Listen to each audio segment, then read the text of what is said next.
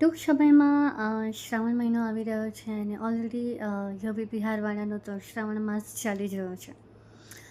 આ સમય દરમિયાન અત્યારે ઘણા લોકોને પાર્થેશ્વર શિવલિંગ બનાવવાની કમેન્ટ મને મેસેન્જરમાં પણ બહુ ડીએમ્સ આવ્યા. પાર્થેશ્વર બનાવવું એ કોઈ બહુ મોટું કાર્ય નથી કે બહુ એકદમ અટપટું નથી. પણ કહેવાય કે તમને જે વસ્તુ ના ખબર હોય એના વિશે તમે ન જાણતા હો તો એ વસ્તુ કરવી તમારા માટે અઘરી થઈ શકે છે.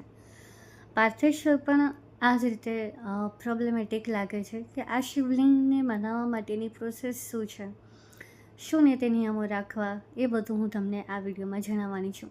જય શ્રી કૃષ્ણ. હું છું માનસી દેસાઈ શાસ્ત્રી, કૃષ્ણ સખી.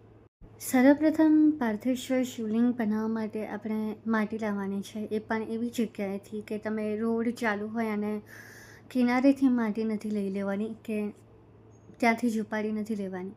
ભલે માટી તમને બહુ સુંદર દેખાતી હોય પણ આપણે જ્યાં રહીએ છીએ ત્યાં સ્વચ્છતા કેવી હોય છે તમને ખબર જ છે, મારે એકદમ ડિસ્ક્રાઈબ કરીને બોલવાની જરૂર નથી. તો થોડા વધુ અંદર જઈને તમે ત્યાંની માટી લો અને ધ્યાન રાખો માટીને તમારે સ્ટીલના ડબ્બામાં મૂકવાની છે, પ્લાસ્ટિકની થેલીમાં કે પ્લાસ્ટિકના ડબ્બામાં નથી મૂકવાની. આ ખાસ વાત એ ધ્યાન રાખજો. અને એ માટીને લાવીને તમારે એને એકવાર દીવો કરવાનો છે, અગરબત્તી કરી દેવાની છે કે જેનાથી જે રૂપ શિવલિંગનું જેના દ્વારા સર્જન થવાનું છે એને પણ આપણે ઈશ્વર સમાન જ ગણવાનું છે ને પ્રાર્થના કરવાની છે કે તમારા દ્વારા પાર્થેશ્વર બનાવીએ તો ભગવાન મહેરબાન થાય, તમારી અંદર ભગવાનનો અંશ સ્થાપિત થાય એવી પ્રાર્થના કરવાની છે. અને ત્યારબાદ તમારે ડેઈલી નિત્યક્રમમાં સૌથી પહેલાં તમારે એક આસન લેવાનું છે, રેશમી અથવા વેલ્વેટ. એ કાપડ સાથે તમારે આસન બનાવીને એના પર બિરાજમાન થઈને એક પાત્ર લેવાનું છે, તાંબાનું લો કે સ્ટીલનું લો કે ચાંદીનું. પાર્થેશ્વર શિવલિંગ એના પર જ આપણે મૂકવાનું છે. એનામાં પછી કોઈ બીજી એક્ટિવિટી પૂજાની નહીં કરવાની. એ પાત્રને ઉપર શિવલિંગ મૂકતા પહેલાં તમારે એને પણ ગંગાજળથી ધોઈ કાઢવાનું છે.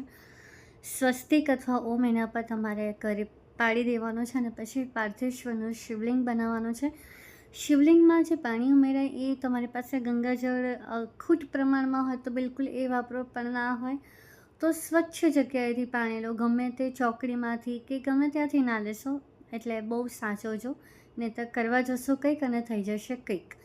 એટલે એ પાણી લો અને મનમાં ઓમ નમઃ શિવાય બસ આટલો જ મંત્ર જાપ કરજો. અને જો ના કરી શકો તો મનમાં ડાઉટ ના લાવતા કે આ હું જે કરી રહી છું એ સફળ થશે કે નહીં, ભગવાન મારી ઈચ્છા પૂરી કરશે કે નહીં, આ પણ ના લાવતા મન શાંત રાખજો.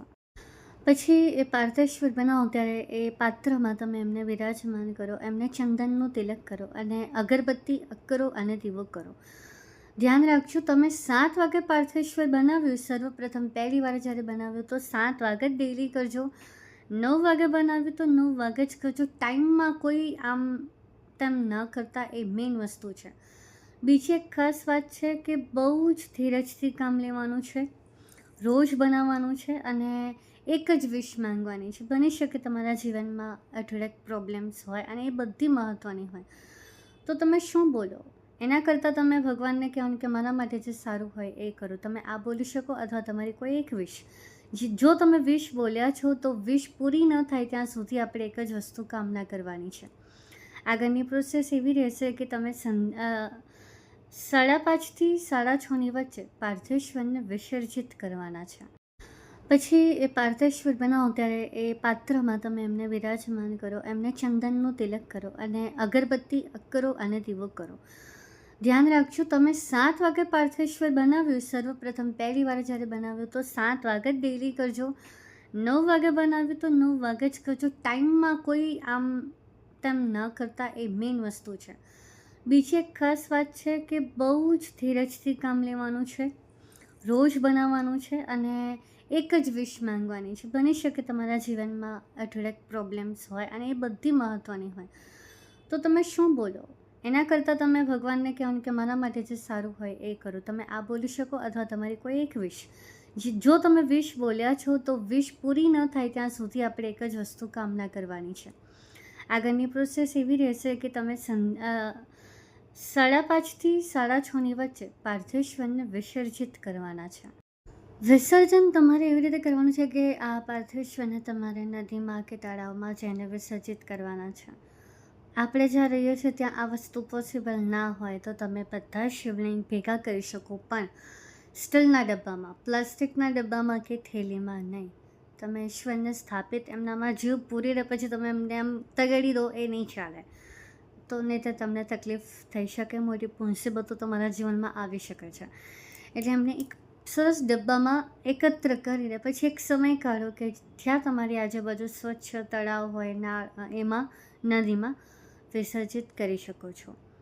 ધ્યાન રાખજો, આ બહુ જ અચૂક ઉપાય છે અને જેણે કર્યું છે એને કંઈક ને કંઈક મળ્યું છે. મેં પણ કર્યું છે, મારા મમ્મીએ પણ કર્યું છે અને એ હંમેશા કંઈક ને કંઈક મેળવીને જ બેઠા છે. મેં પણ મેળવ્યું છે એટલે તમને મારા અનુભવથી કહું છું. તો તમને આ માહિતી કેવી લાગી અને આ જો માહિતી તમે કરો ને તમારા જીવનની પ્રોબ્લેમ સોલ્વ થાય તો ચોક્કસથી કમેન્ટમાં મને જણાવજો. જય શ્રી કૃષ્ણ.